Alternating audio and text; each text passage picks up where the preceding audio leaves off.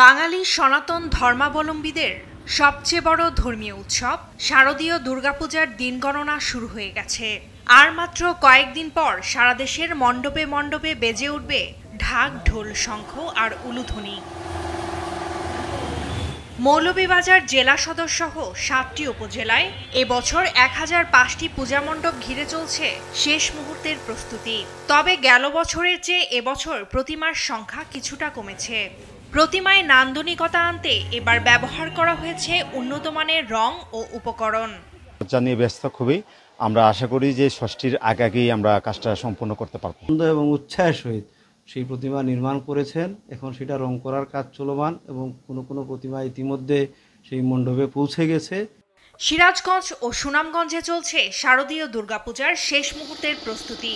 এবার পূজা নির্বিঘ্নে ও উৎসবমুখর পরিবেশেই হবে বলে মনে করছেন সনাতন ধর্মাবলম্বীরা। প্রস্তুতি প্রায় সুসম্পন্ন, প্রায় শেষের দিকে।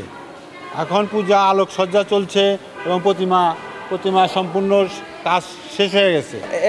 এবছর পূজা খুব সুন্দর হবে, সকল প্রস্তুতি আমাদের ভালো আছে। যশোরে মোট ৭০৬টি পূজা মণ্ডপে এবার অনুষ্ঠিত হবে শারদীয় দুর্গোৎসব। পূজায় সার্বিক নিরাপত্তা নিশ্চিত করতে জেলা জুড়ে 4টি প্রশাসনিক সেক্টরে ভাগ করা হয়েছে বলছে জেলা পুলিশ সুপার। পূজা মণ্ডপগুলির নিরাপত্তার জন্য আমরা পুরো যশোর জেলাকে মোট 4টি সেক্টরে ভাগ করেছি এবং সেই আমাদের থানা কেন্দ্রিক 9টি স্ট্রাইকিং টিম, 9টি স্বতন্ত্র তদারকি টিম এবং 40টি মোবাইল টিম ও 172টি মোটরসাইকেল যে পেট্রোল এখানে সচল থাকবে, সক্রিয় থাকবে।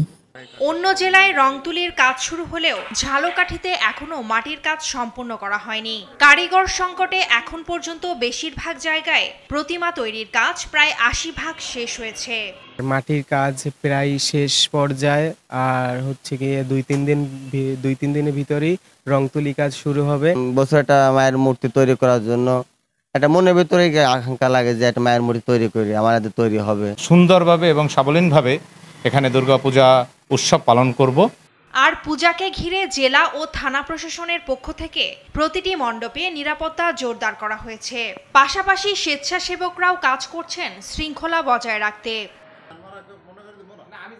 বাঙালি সনাতন ধর্মাবলম্বীদের সবচেয়ে বড় ধর্মীয় এই উৎসব নির্বিঘ্নভাবেই সম্পূর্ণ হবে এমন প্রত্যাশা আয়োজকদের। ফারজানা আফরোজ টুম্পা, নিউজ ডেস্ক, দেশ টিভি।